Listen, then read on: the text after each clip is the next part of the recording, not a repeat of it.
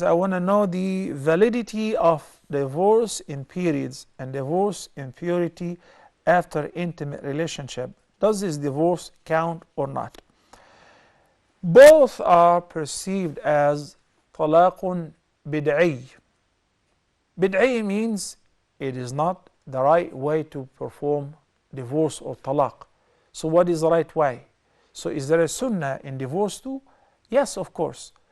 أن يطلقها في طهر لم يجامعها فيه. If a person wants to divorce his wife, he should make certain that she is not having her period. And if he does, then this divorce is haram. And he has committed a big sin. The man, not the woman. Okay? Sometimes a woman too, after putting pressure on him, divorce me if you're a man. You gotta divorce me right now. You know that you are in the period and you're having some psychological pressure because of the period. Don't push.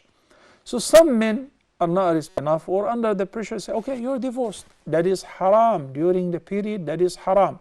Also, it is not permitted to divorce one's wife after the period, during the purity, if he happened to have sexual relations with her. Why? What is wrong with that? Because there is a possibility that she might be pregnant.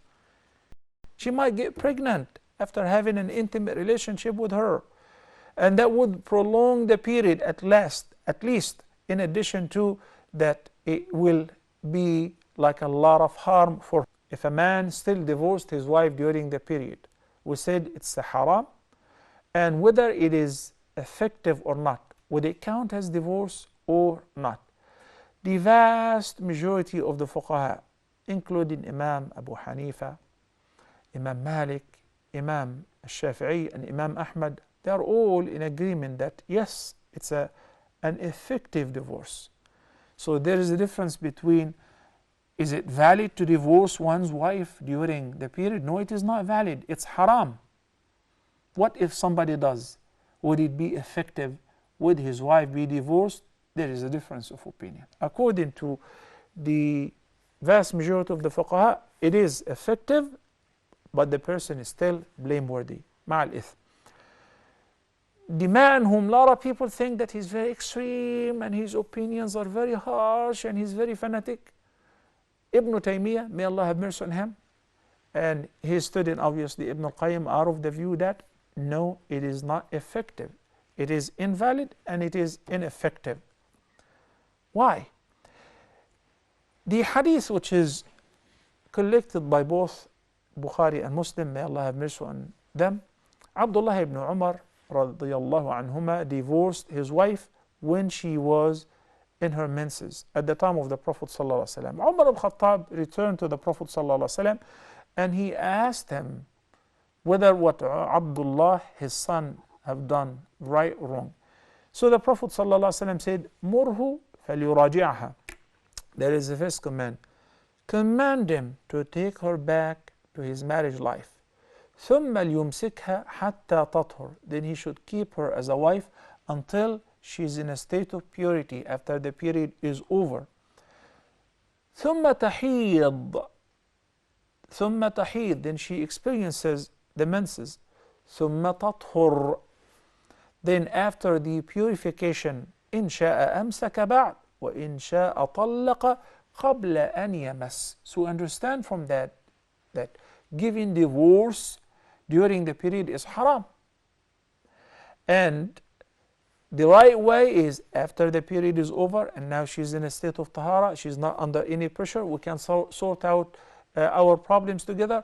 But sometimes the problem is much bigger than being sorted out between us. It's something major. Have nothing to do with the period, with the menses or the purification. We're not under any pressure. We're not compatible. Life is not working with us. Okay. Before having intimate relationship, without having sexual relations, you can divorce her. And this divorce is halal, and it is valid, and it is effective. So from this hadith, the Prophet ﷺ said, "Murhu falyuraji'aha." The vast majority of the fuqaha examine the hadith and they just realize that the Prophet ﷺ never said that this divorce doesn't count. He just said مره فليراجعها, to take her back, which sounds like she's already divorced, but he has to return her back to his marriage life. So based on the understanding whether this divorce is effective or not from the hadith, the vast majority of the fuqaha are of the view that it's an effective divorce despite the fact that it's invalid. And the person who divorced his wife during the menses shouldn't have done so. But if he does, divorce is effective, but he is blameworthy. خالف في ذلك, the other opinion of Ibn Taymiyyah and his student Ibn al-Qayyim, where they said, no, this divorce is invalid as ineffective. The more right view, and this is also the view which is adopted by Shaykh al-Albani, may Allah have mercy on him, is the opinion of the vast majority of the fuqaha, that divorce counts and it is effective.